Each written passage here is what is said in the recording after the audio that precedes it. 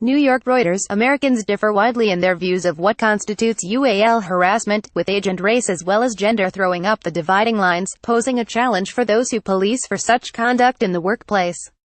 The issue has been thrown into the national spotlight as a string of prominent men in U.S. politics, entertainment and the media have been felled by allegations of UAL misconduct in recent months.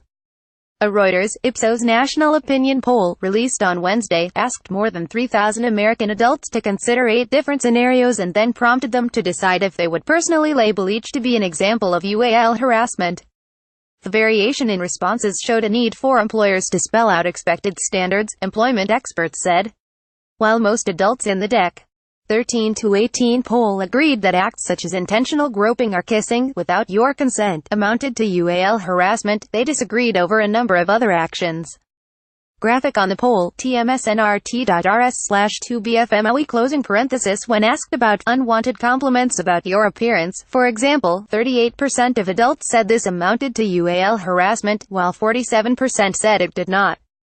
Some 41% of adults said they thought it was UAL harassment when someone told you dirty jokes, but 44% said it was not. And 44% of adults said that non-consensual hugging was UAL harassment, while 40% said it was not. The U.S. Equal Employment Opportunity Commission, a federal agency that enforces workplace discrimination laws, says UAL harassment can include unwelcome UAL advances as well as other verbal or physical conduct of a UAL nature that affects an individual's employment, interferes with their performance or creates an intimidating or hostile work environment. But courts have disagreed on when individual actions cross the line into harassment. And many workplace UAL harassment cases are settled by employers before they ever reach a court, so there is not a constant judicial airing of standards. Touching and hugging. Since people come to work with different ideas of what is appropriate, managers should train their employees and develop clear lines of conduct so that there are no misunderstandings, said Suzanne Goldberg, director of the Center for Gender and Sexuality Law at Columbia Law School. The onus is on employers to set the tone, Goldberg said. Even if the coworkers don't object or go to management to complain. File photo. People participate in a #MeToo protest march for survivors of UAL assault and their supporters in Hollywood, Los Angeles, California, U.S. on November 12, 2017. Reuters, Lucy Nicholson. File photo in the Reuters, Ipsos poll. For example, 19% of men said that touching someone intentionally without their consent was not UAL harassment, compared with 11% of women. The poll did not specify exactly what was meant by non-consensual touching. 52% of people from racial minorities said that they considered non-consensual hugging to be UAL harassment, compared with 39% of whites. While most adults said they thought that it was UAL harassment to send graphic pictures to someone without their consent, younger people appeared to be more permissive.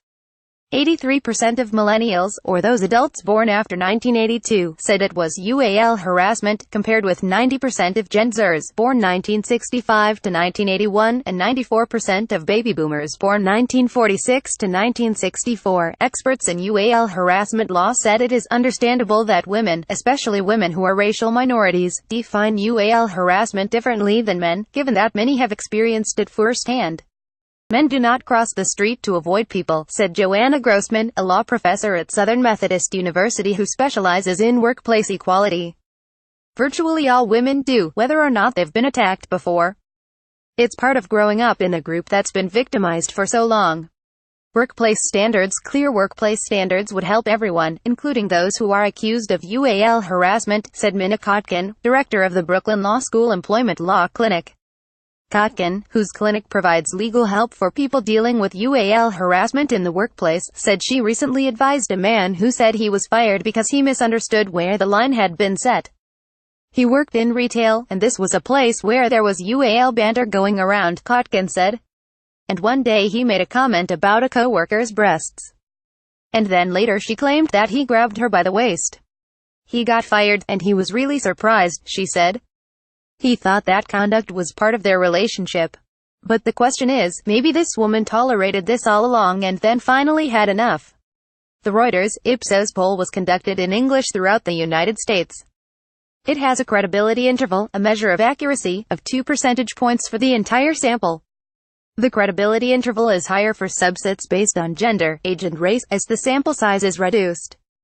This version of the story refiles to remove duplicate word poll in headline. Reporting by Chris Kahn, editing by Francis Carrior. Standards.